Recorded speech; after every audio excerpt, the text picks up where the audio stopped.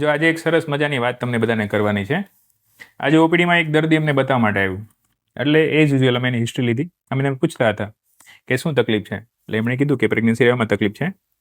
એટલે અમે એમની ઉંમર, હસબન્ડની ઉંમર, કેટલા વર્ષ મેરેજને થયા છે, શું શું રિપોર્ટ કર્યા છે, વીર્યનો રિપોર્ટ કર્યો છે, નળીનો રિપોર્ટ કર્યો છે, એએમએચનો રિપોર્ટ અને થાઇરોઇડનો રિપોર્ટ કર્યો છે કે એવી કેઝ્યુઅલ રીતે હિસ્ટ્રી લેતા હતા. આ બધા દરમિયાન એમનો એક જ સવાલ હતો કે અમે બધા રિપોર્ટ કરી લીધા છે ને બધા રિપોર્ટ નોર્મલ છે. બધા રિપોર્ટ નોર્મલ છે ને તોય અમને પ્રેગ્નન્સી રહેતી નથી. તમે ઓલમોસ્ટ 5મા કે 6મા અમારા ડૉક્ટર છો.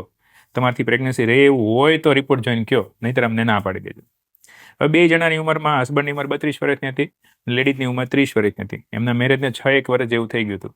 એમણે નેચરલી લેટ્રોજોલ નામની દવા લઈને અને આઈયુઆઈની ઓલમોસ્ટ બધી જ રીતે જે પ્રેગ્નન્સી રાખવાની સારવાર હોય એ લઈ લીધી હતી. તેમ છતાં એમને પ્રેગ્નન્સી રહી નહોતી.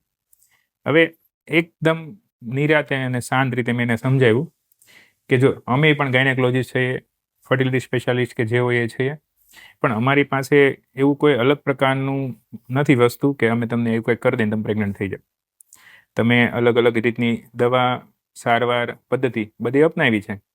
એમાં એક વસ્તુ તમે નથી કરી એ છે આઈવીએફ એટલે કે ટેસ્ટ ટ્યુબ બેબી.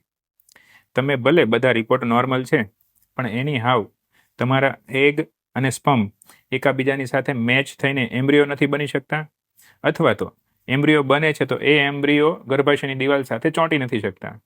કોઈ પણ જગ્યાએ એવી ત્રુટિ છે કે જે સિમેનના રિપોર્ટમાં, નળીના રિપોર્ટમાં કે એએમએચના રિપોર્ટમાં પકડાતું નથી.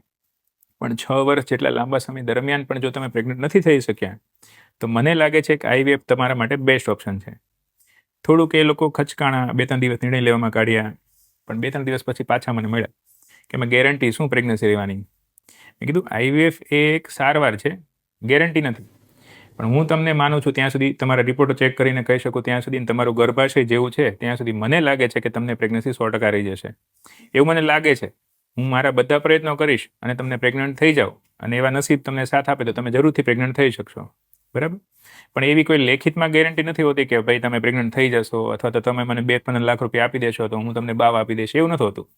એ પણ એક સારવારનો જ પ્રકાર છે કે જે સારવાર કરવાથી પ્રેગ્નન્સીના ચાન્સ ઓલમોસ્ટ તમારા કેસમાં તો છે, કેમ કે તમારું અનએક્સપ્લેન ઇન્ફર્ટિલિટી છે કે તમારા ઇન્ફર્ટિલિટીના બધા રિપોર્ટો નોર્મલ છે પણ તેમ છતાં પ્રેગ્નન્સી રહી નથી. એટલે મહદ હશે ઓવમ અને સ્પર્મનું એકાબીજા સાથે ફલન ના થતું હોય. પાછા એ થોડાક ખચકાણા, 1-2 દિવસનો પાછો એમણે ટાઈમ લીધો નિર્ણય લેવા માટે, અને છેલ્લે એમણે નક્કી કર્યું કે ચાલો આપણે આમને પણ એક ચાન્સ આપીએ. ઘણા ડૉક્ટર પાસે સારવાર તો લીધી છે. અમને મેં આઈવીએફની સાયકલ ચાલુ કરી, સ્ટિમ્યુલેશન કર્યા, બીજ લીધા, હસબન્ડ પાસેથી વીર્ય લીધું અને એમનો જ એમ્બ્રિયો બનાવ્યો. અને પહેલી સાયકલમાં લકીલી અમે